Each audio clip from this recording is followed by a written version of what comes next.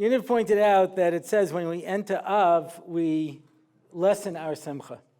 And I had a friend of mine who had a wonderful mind at being able to see, those cute little contradictions in life, And he said, the happiest day of the year is approaching. He says, the happiest day of the year is Erev Rosh Chodesh Av. How does you figure? It says, when you enter Adar, Mabim B'Simcha, you increase your simcha. And nowhere does it say to stop. So you get happier and happier through Adar, through Nisan, through Iyar, through Sivan, through Tammuz. And then when you hit Av, it says Ma'atim B'Simcha, which means that you're going into Av at the peak of your happiness, and then you get more and more depressed till Adar. Now, that's obviously not correct, but it is one of those cute kind of observations. And the fact of the matter is that Simcha is a very difficult thing under the best of circumstances. When I was teaching in Or Sameach, there was a fellow there who lived in the Shtachim. And I remember he came to me after class and he says, I don't know what to do. He says, someone in our yeshuv was killed in a terrorist attack. They're going to have the funeral today. And then there's a young man in Or Sameach who's getting married tonight. He says, how do I go from one to the other? And the truth of the matter is that is the constant challenge of a Jew. Constant challenge of a Jew. To be able to go from tragedy to simcha and back and forth. Rabbanim do this on a regular basis. They go to a bris, then they go to a funeral, then they go to a levaya, then they go visit someone in the hospital, then they go to a wedding. Our lives are complex. The world is complex. And even in tragedy, friends of mine had to go to a levaya once, and they were saying tefillah sederach, right? The tefillah you say on your way to when you have to travel. And it says, we should bring us to our destination, b'simcha. So he says, I'm going to a funeral. How am I going to go b'simcha? And he himself said to me, he says, because you can have a multitude of emotions at the same time. I could be sad that I'm going to a funeral, and I could be happy that I got there alive. So life is complex. Having said that, right, the 3 weeks that began on Shabbos, it's kind of interesting, I spoke at a Shavasa B'Tammuz event on Sunday. I said, that's a little tricky because today is the 18th of Tammuz, not the 17th. The 17th was Shabbos. Yeah? I remember when I was a kid, they had a riddle. Is there a 4th of July in England? Yes, and a 5th of July and a 6th of July.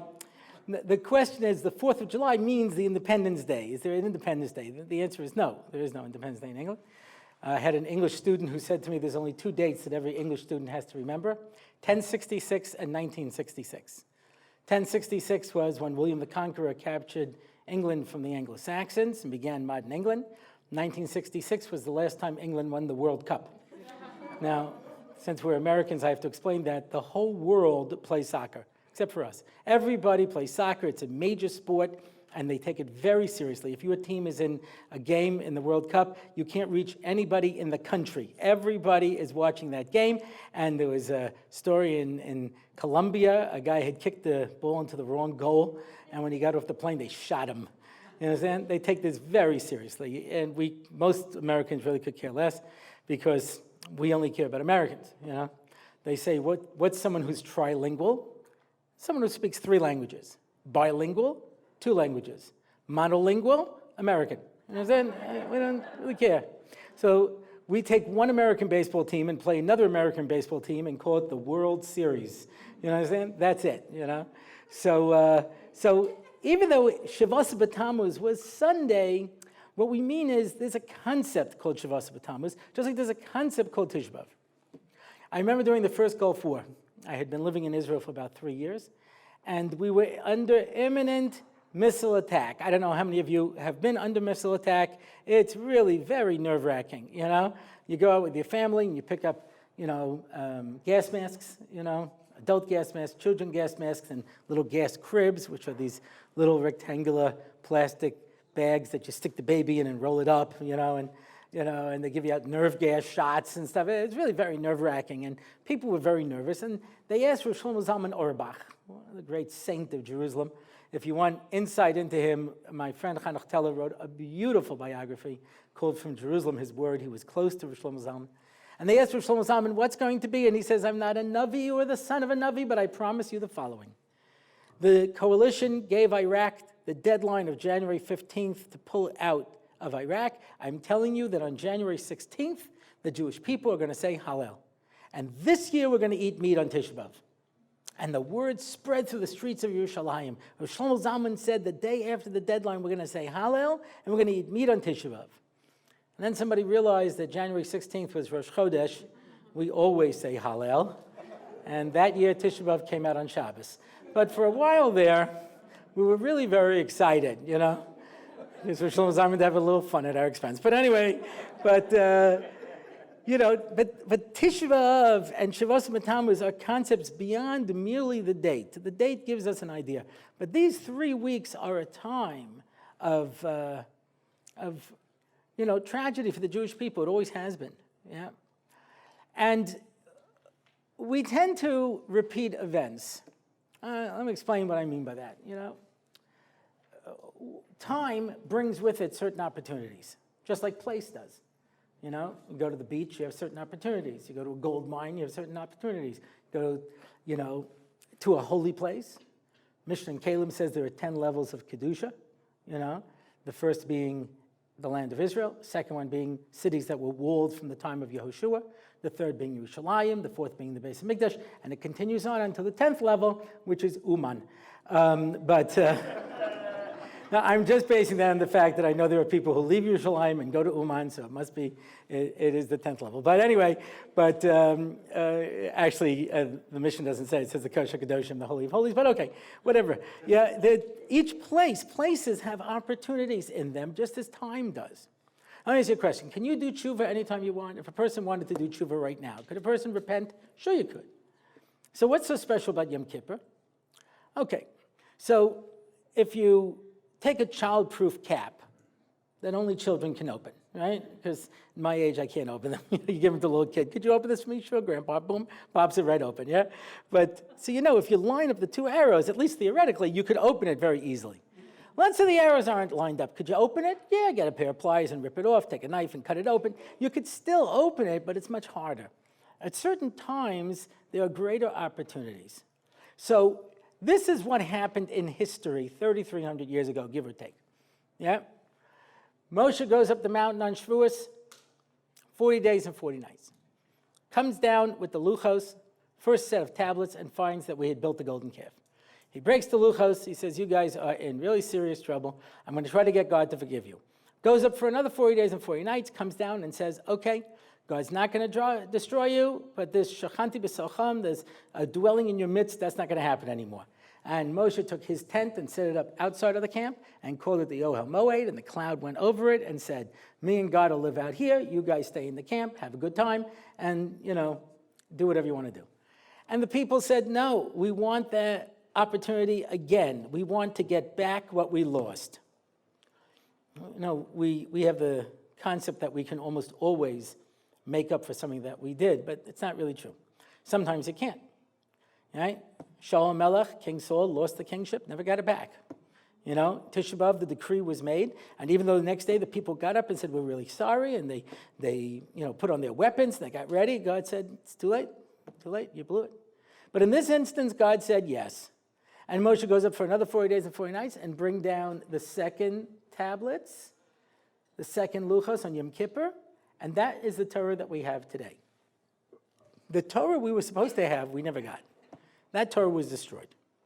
When he broke those first luchos, the second luchos were not the same luchos.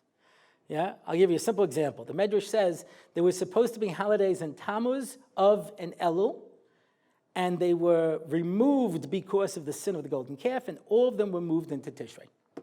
So in the Torah, there would have been holidays in Tammuz, Av, and Elul. Those are gone. Those are gone. Those aren't going to happen.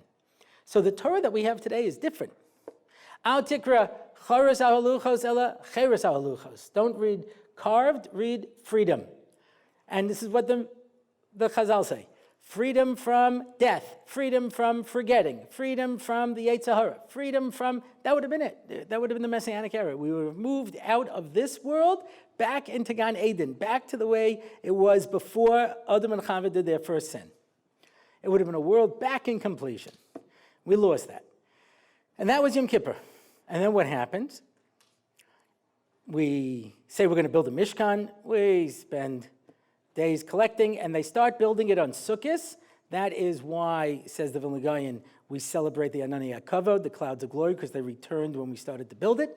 We put it up on Rosh Chodesh Nisan, and the princes all brought their offerings, the Nesiim brought their offerings, and then we had Pesach, and then the people who were Tamei said, I want another Pesach. We had Pesach Sheni on the 14th of Iyar, and then on the 20th, the Torah says, we began a dramatic march to Eretz Yisrael. 3 days, and the people said, are we there yet?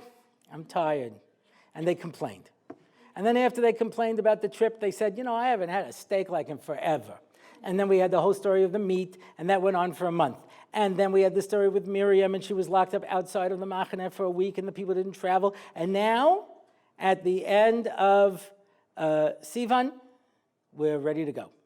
And the people say, let's send out scouts and check out the land.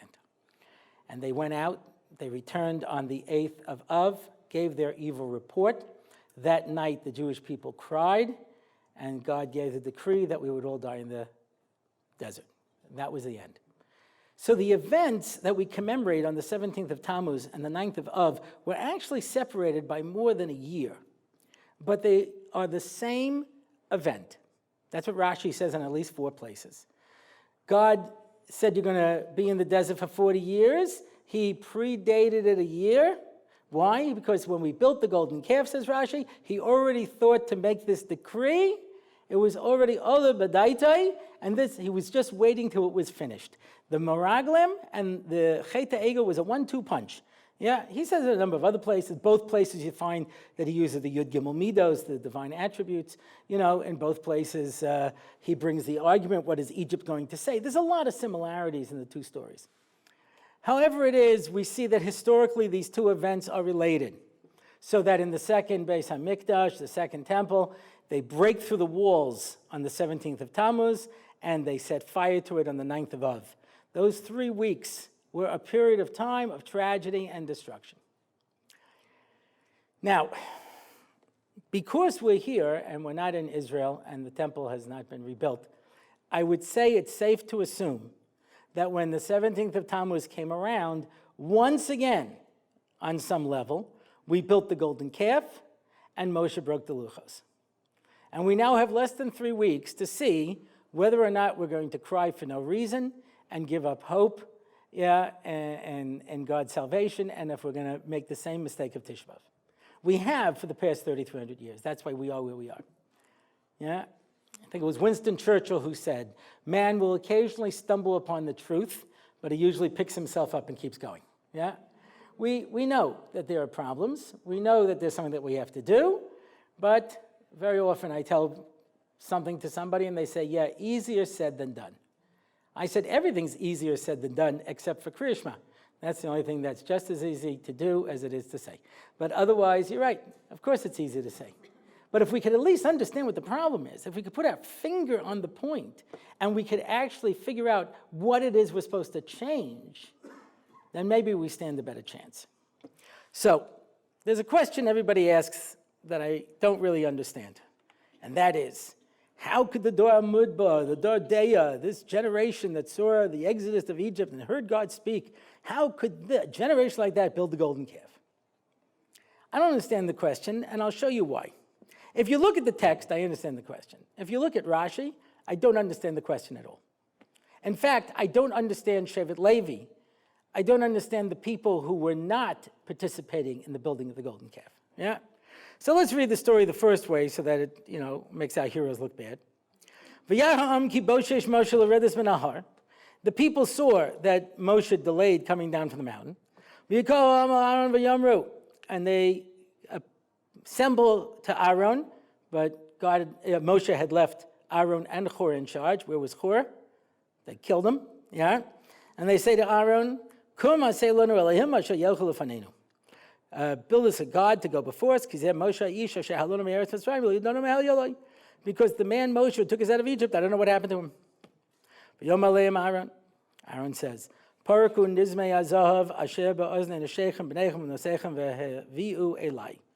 take your wife and your daughter's jewelry and bring it to us.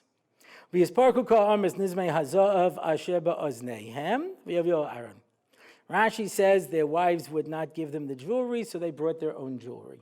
The Das Kanim says their wives wouldn't give them their jewelry, so they ripped it off of them. Okay, yeah, doesn't look good for our heroes, right? And Aaron made a molten calf. This is your God, O Israel, who took you out of Egypt. Aaron, and Aaron saw, it doesn't say what he saw.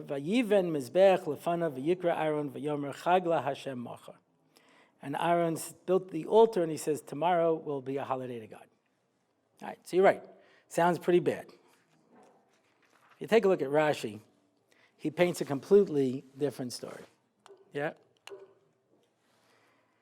Ki boshesh Moshe. Moshe gave them a sign.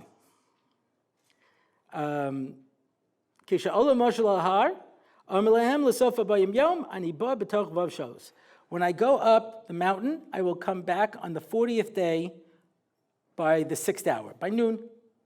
They thought the first day that he went up counted. And so they thought that not the 17th, but the 16th was the 40th day. And on the 16th, the Satan came, va'arvev es ha'olam. Arvev es ha'olam, stirred, mixed, confused. How exactly are we translating that word? V'hara demus choshech va'afela va'arvuvia, and showed them the appearance of darkness, deep darkness, and arvuvia. Mixture, confusion, again. Loimer, they said, Vaday meis Moshe lekach bar arvuvia la'olam. They said Moshe must have died, and that's the reason that this arvuvia is coming to the world. One more Rashi. Kizeh Moshe ha'ish, because this man Moshe, kimin demus Moshe, hara lahem hasatan, shenosim ba'avia harakia shemaim. The Satan showed them Moshe dead, being carried up to heaven. Okay, let's put this into context. Moshe says to the Jewish people, here's the plan. God's going to speak to me the 10 Commandments, and I'm going to tell it to you. And the people said, no, we want to hear God speak ourselves. And he says, I don't think that's a good idea, because if you're not on the level for that type of prophecy, it can be a wrenching experience. You have any idea how difficult that is? Abraham was not spiritually developed enough. When he had a prophecy, he was shaking on the ground. It was so difficult for him. Yeah? And that wasn't even, so to speak, hearing God speak. That was just he got an image and he had to understand it. You're thinking about hearing God talk like he talks to me, panim el panim, face to face. If you're not on the level, you're not going to be able to sustain this. And they said, we don't care, we want to hear it anyway. He says, okay, prepare for 3 days. They gather on the mountain, and Moshe's standing up there, and Hashem begins to speak, whatever that means. Obviously, he doesn't have a voice. It was some sort of an unbelievable prophetic thing where the Torah tells us they saw the sounds and heard the sights. It was something out of our conception. And God spoke, which means that he revealed himself to them. And he said, I am the Lord your God that took you out of the land of Egypt. Bam! They all died, but everybody, except for Moshe, Aaron, Shevet Levi, everybody was dead. Moshe's looking around at the entire Jewish people wiped out, kind of, making a man a little nervous, and God brings them all back to life. Now, I don't know what that's like, to die and come back to life. Voldemort tried to describe it, but I don't know if he really did justice to the experience, having your soul ripped out of you. But I don't know. But they all died, came back to life. Devastating experience. Everybody okay? Yeah, I think so. Okay, you ready? Yeah, all right. Lo yelecha, do not have any gods before me. Bam! They all die again, but everybody dead. Moshe says, wow, this is starting to look bad. God says, don't worry, I do this all the time. Yeah? Brings everybody back to life. Yeah, a little woozy. Moshe says, your guys okay? Yeah, only 8 more to go.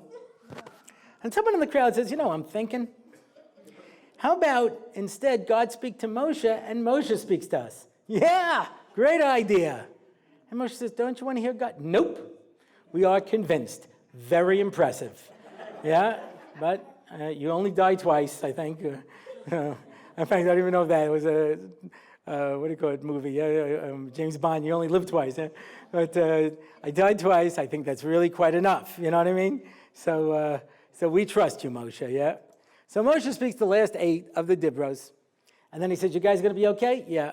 Okay, I'm going up now to get the luchos. Hurry back, because they're a little nerve-wracking, right? We're sitting around this mountain with fire and flames and God, and it's like, whoa, I just dropped dead twice, So Moshe walks into the midst of the flame and the smoke, and the Jewish people are somewhat nervous, because they're thinking to themselves, could you imagine if we had to face God ourselves? Every time we need a halacha, is this bow rare? Bam, you're dead. You know what I mean? To wait and see if God brings you back to life. You know what I mean? I know people who pass out during halacha shiurim, but this is a whole different experience, you know what I mean, than what we're used to, So he says, okay, Moshe goes up. And they're waiting, and they're waiting, and they're waiting. And comes what they think is the 40th day, just about at noontime, and the entire world begins to collapse. Now, they know what this means, because Rashi says clearly that Moshe wrote down the entire Torah from Bereshis till Matan Torah and gave it to them. So they came to the pasuk in Perek Aleph, Vayihi erev vayivoker yom ha-shishi, the 6th of Sivan. If you accept the Torah, good, and if not, I will return the world to tohu uvavohu, to emptiness and nothingness. V'ha'aretz ha'isa tohu vavohu v'choshech al pnei sahom. Tohu, vohu, emptiness, void, whatever you want to translate it, and darkness. And if we don't accept the Torah, the world is going to unravel. Vayihi erev, vayihi boker. There was mixture, confusion, chaos. Boker is Seder. As Rashi says, light and darkness were mixed together. Every time I see that Rashi, what does that mean? Can I even imagine? It was a checkerboard. It was like waves. I can't even imagine how darkness and light exist at the same time without boundaries. So whatever it was, everything was mixed together, and God gave it the rules of nature. He organized everything. Vayi erev, vayi voker. It went from a state of disorder to order, right? And now they're seeing arvuvia, vayi erev. They see choshech and afela. They see the universe unraveling. They see the time-space continuum coming apart at the edges. I don't know what it looks like when the universe itself disintegrates, but it cannot be good, yeah? And the people are seeing this, and they're saying, uh-oh, we're in trouble. So they run to Aaron and Hur and say, do you guys see what's going on here? The entire universe is collapsing. And Hur says, please return to your tents. There's nothing to see. Please disperse. Now, we're trying to save the universe, and Hur is blocking us. Right? We've seen this a dozen times. It's odd job trying to stop James Bond from defusing the, whatever it is. There's always the bad guy you got to fight before you get to the bomb, and save the universe, pull the switch, whatever the case happens to be, So they kill Hur because he's in the way, and they say to Aaron, Aaron, you're a nice guy, but take a look up there. There's your brother Moshe, and he's dead.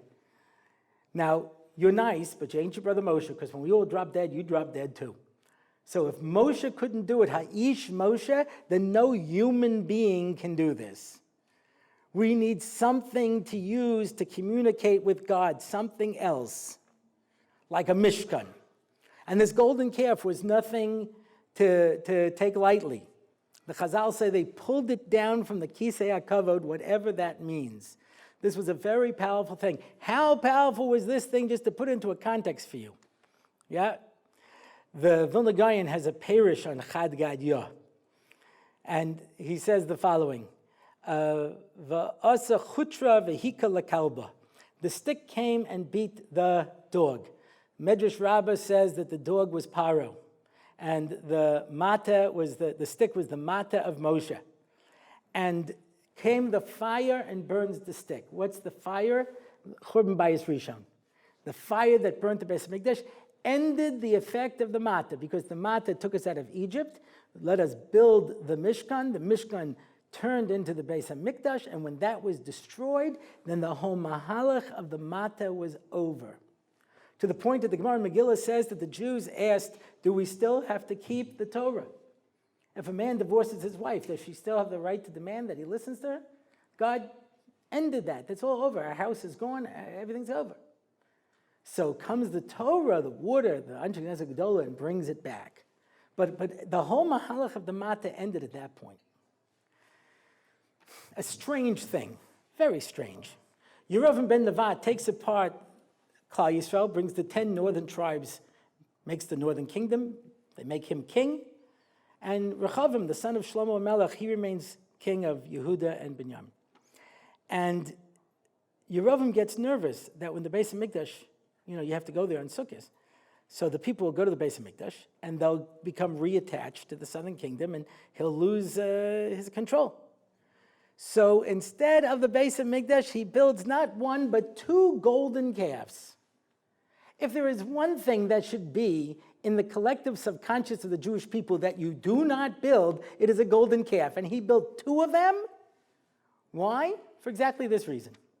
He said, you know why the people were wrong when they built the golden calf? Because they thought Moshe was dead and he wasn't. But if he was, if that had been disqualified, then the next fallback plan is the golden calf. And now that Beis David and the Beis Hamikdash have been disqualified, the next fallback plan is a golden calf. And that's why, even when they got rid of all of the Avodah Zarah, they never got rid of those 2 golden calves. The Sefer Malachim says over and over again, because Yerovim ben Nevat was the greatest Torah scholar, and he gave this argument, and it was so convincing that everyone... So this golden calf wasn't a simple thing. They brought it down, they threw it as an unbelievable thing that they had accomplished, right? So they said, okay, listen, Aaron, you're either with us or against us. So he says, okay, Hur's dead. I could say no, they'll kill me and they'll do it anyway. Stole for time? I'll steal for time. So he says, okay, go and ask your wives and daughters for their jewelry. And they come home and they say, honey, I need all your jewelry. He says, why? He says, because we're going to build the golden calf. He said, no, I don't think so. He says, yeah, because Moshe's dead. No, he's not. We saw him dead go up to Shemayim. No, you didn't. Yes, I did. And the whole world is falling apart. No, it's not. Yes, it is. Look out the window. The entire world is collapsing. No, it isn't. Husbands understand this. Wives sometimes can be so completely unreasonable, even though to us it's obvious. We know the truth. We don't have to ask any questions. We just know, If you don't believe me, I'm going to have to go back many, many years, into ancient history. Before there was Waze, there was a GPS.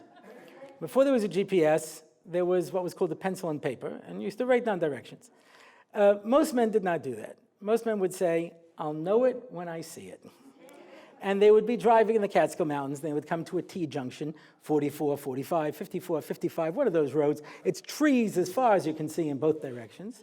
And they're looking and they go, it's to the left. The wife says, why don't you ask somebody? I know. And they drive with absolute confidence, 3 miles, 4 miles, 5 miles, and then the resolve becomes a little shaky, and they say, I think it was the other way. And they drive back 5 miles, and then they start driving, now I'm right. 3 miles, 4 miles, 5 miles, no, I was right the first time. And they drive back. There are still people from last summer still going back and forth, every time another few miles, And the wife is unimpressed by the man's obvious command of the situation. And they'll say, why don't you ask somebody? Because women are okay with that, men are not. Men already know. Rabbi Shapiro says, men want an impact on the world, so what will they do? They'll read the paper, and then they'll yell at their wife. I don't understand what Obama thinks he's doing. Doesn't he see what's going on? This deal is crazy, isn't it? Now, they saved the whole world. They yelled at their wife. They explained the geopolitical situation. Now it's all done, you know what I mean? But women are okay not really understanding all the details, how it's going to work out. It's okay, HaKadosh Baruch Hu promised. That's because the word aim, mother, is related to the word emunah. Because as Rav Hutner explains, a little baby's in a crib. He can only see from here to there. That's it. So that a baby who's nursing can see his mother's face. That's as far as a baby can see. Yeah? And you're lying on your back. and all you can do is flail about with your arms and legs. And you're hungry, and you're cold, and you're dirty, and you're lonely, and you start to cry, and out of nowhere, these hands come and pick you up. You're like, cool. I'm going to cry more often. Let's see how far we can push this thing, So, because that's how we learn Emunah. We learn Emunah from our mothers, So they were not taken in. And they said, we are not giving you the jewelry. And according to the Daskenim, they said, I'm taking it anyway. I hope those were clip-ons. And they come up with all the jewelry. And they said, oh, your wives gave you the jewelry? No, we ripped it off. Oh, that makes sense. All right, we'll throw it all in, and then we'll set up a committee to decide what to build. Aaron was no idiot. This could take weeks. Put out coffee and cake. You'll have to, elect officers. And also take suggestions, So I forgot who said the quote, but a camel is a horse designed by a committee. You know what I mean? That we'll talk about it, we'll discuss it. But of course, Micha was there. Micha, who Moshe had pulled out of the wall as a baby because he told God, I know better. And Micha has the little golden thing that says Alei Shor that Moshe used to bring up Yosef's coffin. And he throws it in, and out comes the Egel. And that is what Rashi says on the pasuk. V'yar Aaron, and Aaron saw. What did he see? Shehaya bo ruach chayim. It was alive. Shene'amar. Ketavni shor ochel Esav. Out jumps this golden calf, walking and talking and eating grass. And the entire world returns to normal. Zoop! Now, come on. If you were there, and you pushed for the building of this, and you saw you just saved the universe, you wouldn't give yourself a shkoyach? Shkoyach! We saved the universe. That's great. I would like to, what can I say? It's, to my mind, if I was there, I would have for sure been on the side of the Egel.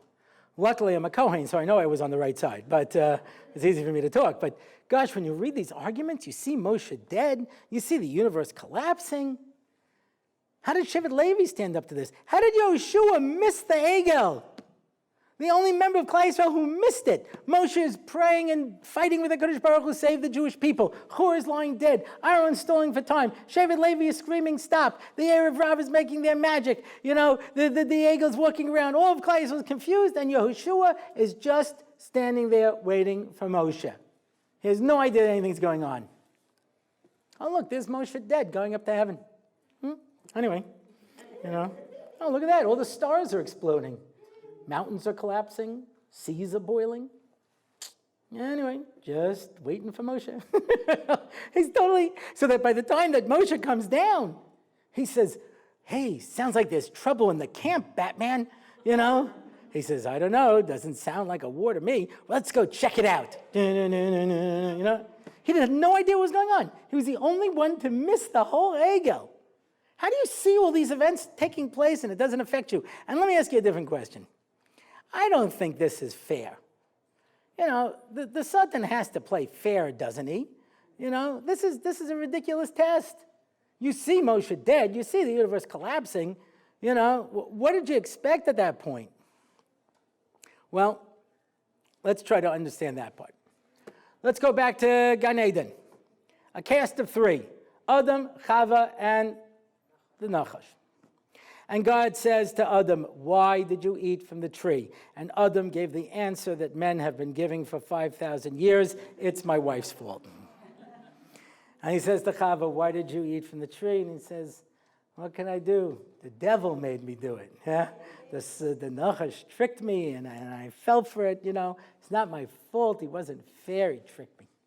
So God says, okay, I'm going to start giving out punishments. And the Nachash says, excuse me, I didn't have my day in court. He says, we're going to start with you, Nachash. He says, I'd really like to say something in my own defense. He says, okay, I'm going to cut off your legs. You're going to eat dirt. We're going to smash your head in. He goes, okay, I'm really going to say something now. You know why I did it? You told me to. You told me, go into the garden and tempt mankind, and I did it in record time. I should get a promotion and a raise, and instead you smash my head and make me eat dirt. You know how hard it is to eat dirt with your head smashed in?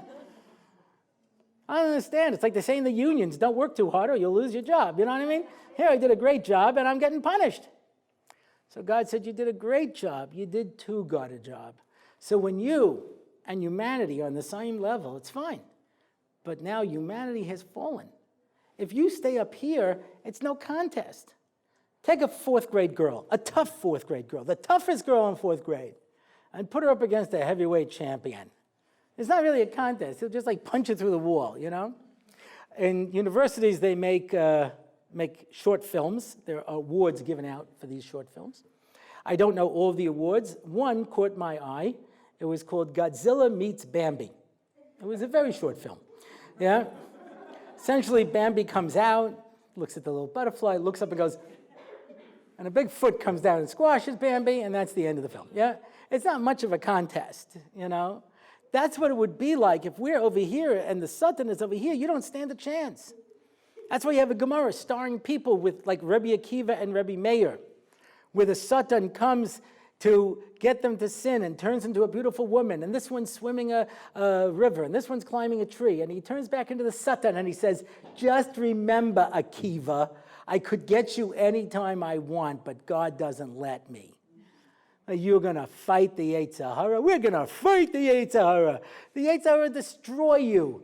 I will crush you like an eggshell, little man. Crush. You're going to fight the Yetzer Hara?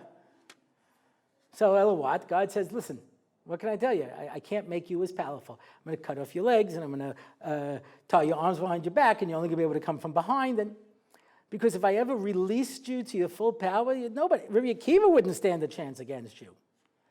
But what happened at Har Sinai? Al tikra choros al haluchos el acheres al haluchos. They reached the level of Adam before the original sin. They were now Adam in Gan Eden. What was Adam in Gan Eden? So it says he ate from the Eitz Hadas. It's always interesting. The Eitz Hadas, he ate from the tree of knowledge, and now he had knowledge. The Gemara in Chagiga says that when Adam was created, he saw from one side of the world to the other. He was created with all knowledge. He could look at an animal and tell you everything about it, and based upon that, give it a name. He had total understanding of the universe. He knew everything. It was a slow deterioration for us to get to where we are today. The Gemara says that even before the flood, a baby would be born, just like a little baby horse comes out, stands up and starts walking and neighing right away. That's how a human being was. A little kid would come out, walk across the room, and get the knife to cut the cord. You know, you say you have to cut the cord sometime. The kid did it himself. You know, there was no problem. Bye, Mom. You know, you need anything as long as I'm up, you know? And that was it. When in Gan Eden, it was a world of perfection. The bread grew on the trees. You didn't have to do anything to it. It was perfect. You know, they had everything. You understand, the Nachash had to work pretty hard. And what was there was the Eitz Hadas Tov V'Ra. Not the difference between good and evil. Anybody can tell you the difference between good and evil. Eitz Hadas Tov and Eitz Hadas Ra. What does the word das mean? No? Any of my former students want to jump right in?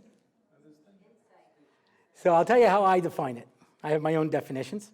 Yeah. I used to tell the girls when I used to teach, I'd say, the goal of life is to become independent thinkers, but on the test, write down what I say. Then you can have your own thoughts. Yeah. Rashi says, Chochmah is acquired information.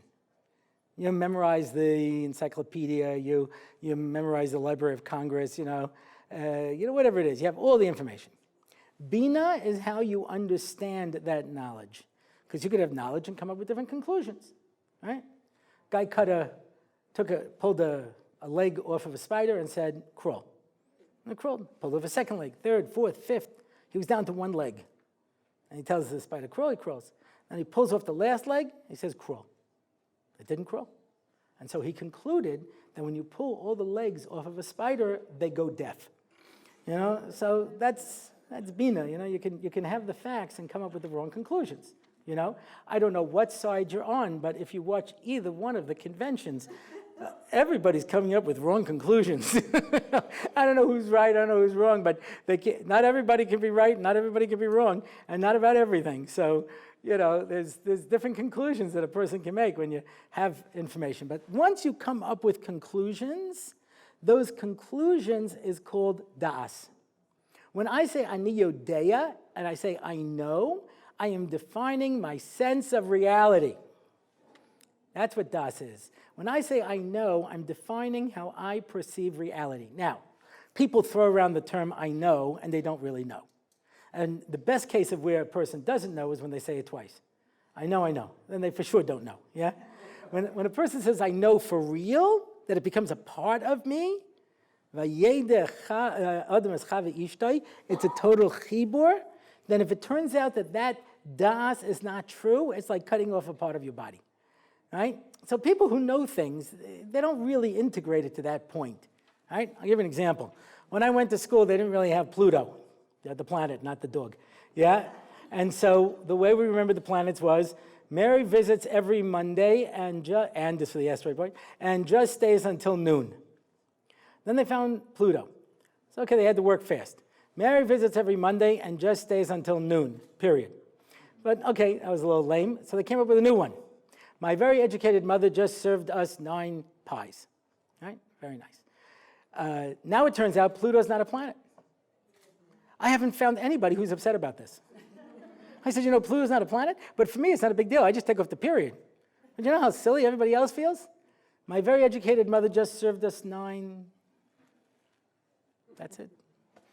That's it, they're left hanging.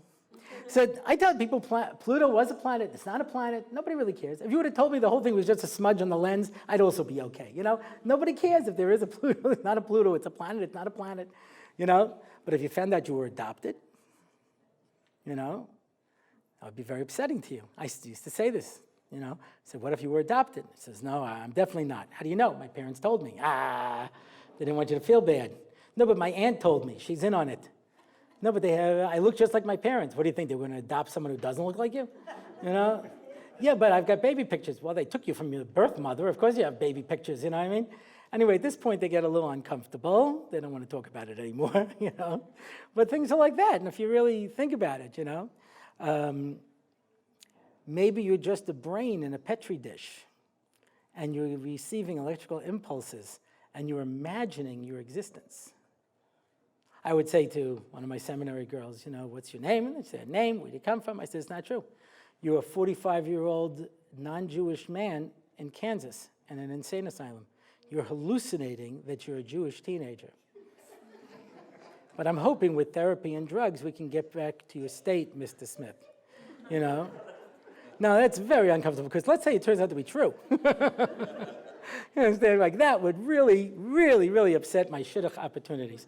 Anyway, talk about a shidduch crisis. Anyway, so I know this 45-year-old non-Jewish man in Kansas.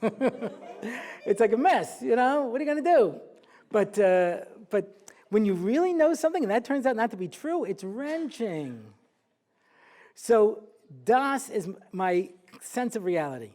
Das tov is reality. Das ra is illusion. And you could know illusion just as well as reality, and our hold on reality is tenuous at best. 1985, I was a NCSY chapter advisor in Los Angeles in 1978. 1985, one of my former NCSYs was getting married. I decided to go out for the Shabbos Sheva Brachas. I brought my son, who was 1 month old, and at that age, really only a parent can understand. And he told me, at least I understood, that he wanted to go to Disneyland. So, you want to make a child happy. So I took him to Disneyland. And they had just opened the haunted house. And okay, so the ghosts are running around and everything, And as you're leaving, there's a sign. Don't pick up any hitchhiking ghosts, which, by the way, is always good advice, even if you don't see a sign, yeah? So as our little car is leaving, there's a mirror, and I see us, and in between us is a ghost. And so what do? Now, I'm a relatively intelligent person, yeah? I look down. There's no ghost there. Of course there's no ghost there. And then I look back at the mirror, and he winks and waves at me. So I look a second time. Because that's how powerful an illusion is. An illusion is so real that you buy into it so completely that you just don't even realize it. It becomes part of you. You don't know people who are more attached to films and literature than they are to real life? A guy said to me, confided in me, he said, I cried when Dumbledore died. If you haven't read the series, I'm sorry. He says, I cried when Dumbledore died. And then he looks at me and he says, I didn't cry when my grandfather died. I said, that's because you weren't as attached to him as you were to Dumbledore. You were much more invested in his life and his existence. You cared more about Dumbledore, because you buy in. There was a very powerful book by Richard Bach called Illusions. It's a short book and very powerful about this guy who is a crop duster, in the Midwest, and this, godlike character comes and says that you're really a god and you came down to this planet and you forgot who you are, and he's trying to remind him. And he takes him into a movie, his favorite movie, and it's reaching the end of the movie, and he says to him, why are you here? He says, let me just watch the end of the film. And he asks him again, why are you here? And he keeps asking him until the guy says, be quiet.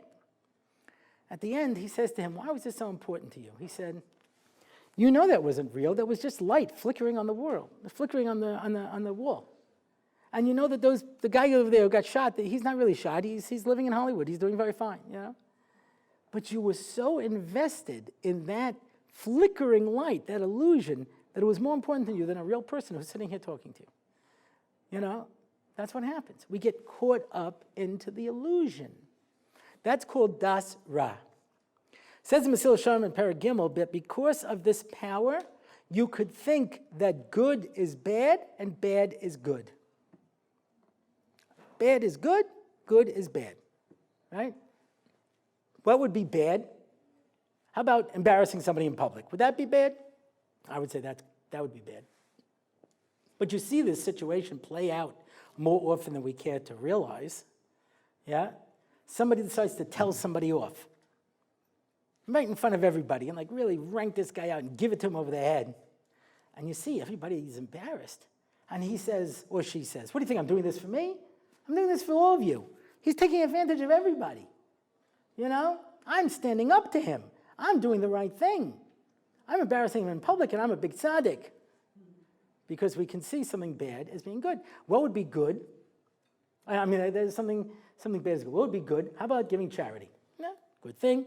Tzedakah matzah min hamaves. Charity, saves you from death.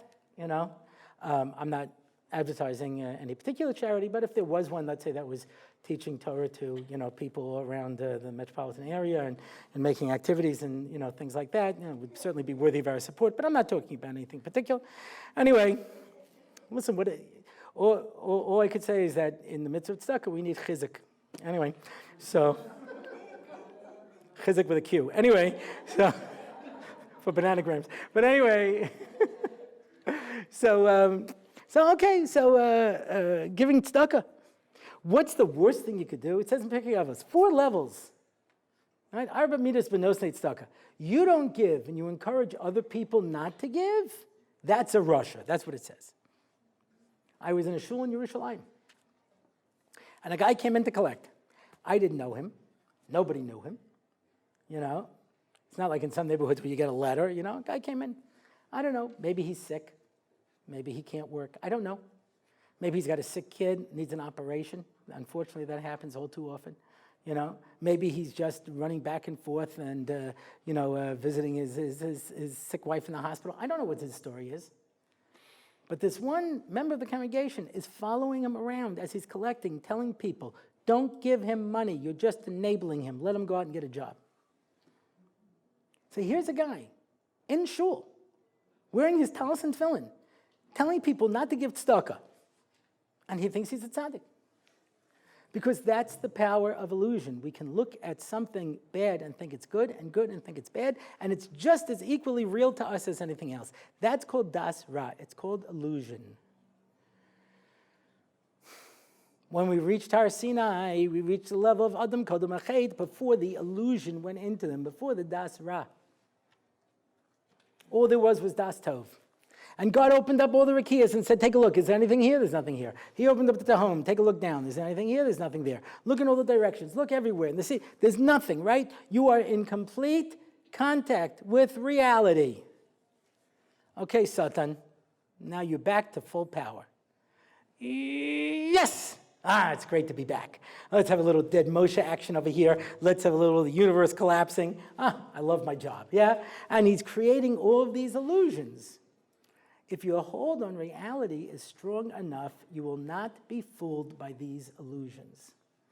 And if it's not, then you'll be suckered into the illusion. Yehoshua was in total contact with reality. It didn't matter what he saw. He knew what the truth was, and he knew this couldn't possibly be happening. But you have to be pretty strong in your convictions. Noach Weinberg Zatzal, the founder of Eish Torah, used to give a mashal. You're sitting on the plane, you're going home, Shiva Bacha. Sits down next to a guy, and he says, where do you live? Flatbush. Me too. Where? Avenue K. Hey, me too. Where? Between East 22nd and East 23rd. He goes, I can't believe it, that's my block. What's your name? Moshe Cohen. Oh, very funny. My name's Moshe Cohen. So the guy looks at you, pulls out his passport, your name, your address, his picture. He pulls out his driver's license, your name, your address, his picture. He pulls out his library card, your name, your address, his picture. He brings out a family photo, and he's standing there where you're supposed to be. Okay? I don't talk to him the rest of the flight. I don't even borrow his pen to open my special kosher meal. I'm just ignoring him. We get off, we get our luggage, we take a taxi, we get home, and I see him walking into my house just ahead of me. So I go to the door, knock on the door. Hello? Excuse me? Moshe. Because I have a son, Moshe. No, I'm Moshe. And the other guy pokes his head out and goes, Mom, this guy was next to me on the plane, he's not well. She says, I'm sorry, young man, I can't help you, and shuts the door. What do you conclude at that point? I've asked this to people. I'm crazy. I didn't know it until this moment, but I'm obviously crazy. That's how strong our hold on reality is. I've lived 18 years, and because I've just been presented with a set of circumstances I can't understand, that means I've imagined my entire life. But you don't know who you are? You don't know what you've gone through? How could that possibly be? You know, there's got to be any number of explanations. Maybe they're aliens, Maybe this is a CIA plot. Maybe someone's got a gun to my mother's head. I don't know. Find an investigative reporter, a couple of car chases, and we'll work this out. You know what I mean? But I know who I am. How strong is your hold on reality? What does it take you to give up on what you know to be true? How many people won't sell out? Somebody once said to me, Rabbi Orlofsky, you have integrity. I know you wouldn't sell out. I said, no one's offered me enough yet, that's all. What do you think, I can't be bought? And just, I have too much pride to be bought for a small amount. So who knows? Anybody knows how strong their conviction is? What's it going to take for us to the illusion to shake us out of what we know to be true?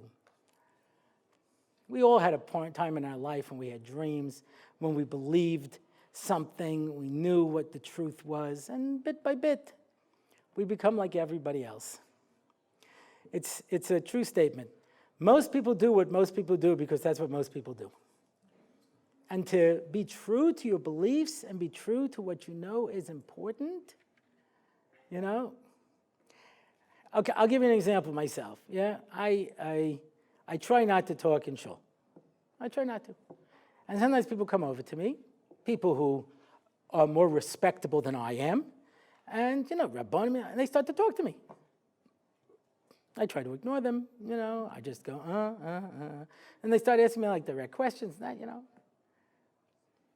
Seldom do I have enough confidence to say to them, I'm sorry, but I don't talk in shul. Even though I don't, even though I believe it's right. I'm not discussing the particular issue, but I know girls who have certain standards of, dress for themselves. Right, wrong, or indifferent doesn't make a difference. And they'll sometimes compromise that for whatever reasons they are. Don't we all want to fit in? Don't we all want to be part of the crowd? How many people want to be the one who stands up and be different, even though it's what we believe in?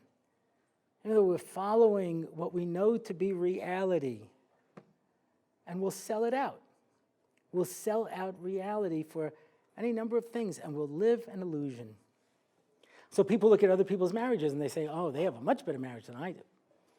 I'll say to a husband, why can't you be like Yankee? Yankee helps so much, and Yankee does that. He goes, well, maybe if you were like Shani, I'd be like Yankee, because Shani, Yeah, but that's because Yankee and Shani. And everybody's kids are better than our kids, you know what I mean? And, they're so well-behaved, until, they're so nice, they're so polite, and then one day they're in prison, you know what I mean? And, it's like, because you don't know, you don't really know, but we have a fantasy. We build up this whole fantasy in our mind. If only I had that, the way many people date, they do so much checking, to make sure, and they go through it, and they discuss, and by the time they go out on the first date, they're already married with 2 kids, you know what I mean?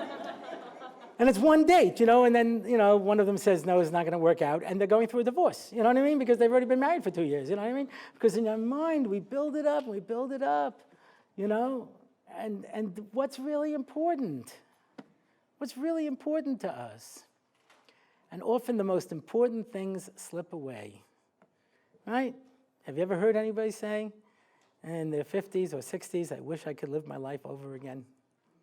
Why didn't you live it the right way the first time? Because I thought I wanted something else. I didn't realize what reality was. I didn't realize what was really important to me.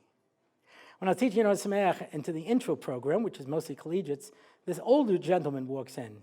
And I say, can I help you? He says, I'm joining the intro program. I said, really? He says, Rabbi, I'm 82 years old. If not now, when? And I thought, wow, it's 82, and I'm going to start now. Okay, that's good. Imagine if I started at 22.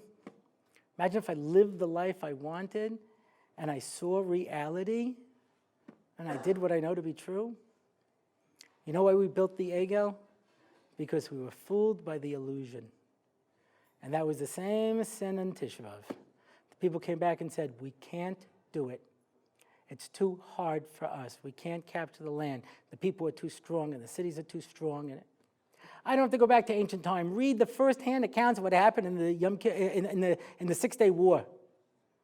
It was one Israeli soldier with a broken gun, and he captured 500 Egyptians. It's a true story. It was documented. He jumped out. He says, everyone drop your guns. And they did. I was like, cool. All right, follow me. If we look at something, I saw a bumper sticker once. I saw one bumper sticker made a real impression on me. It says, if you can read this, then you're tailgating. But there was another one that said, the impossible is the possible that hasn't happened yet. Before they broke the 4-minute mile, Jim Thorpe, was it? Roger Bannister. Until he broke the 4-minute mile, it was a given that you can't break the 4-minute mile. Once he did, half a dozen people did. Because everyone thought it was impossible. And once they saw it was possible, we think it's impossible. You can change the world.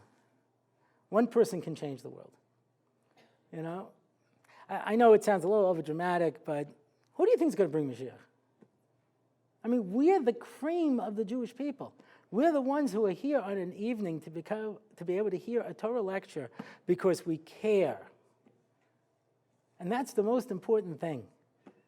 They did a survey. The question was, would you agree that the 2 biggest problems affecting the Jewish people is ignorance and apathy? And the number 1 answer was, I don't know and I don't care. You understand?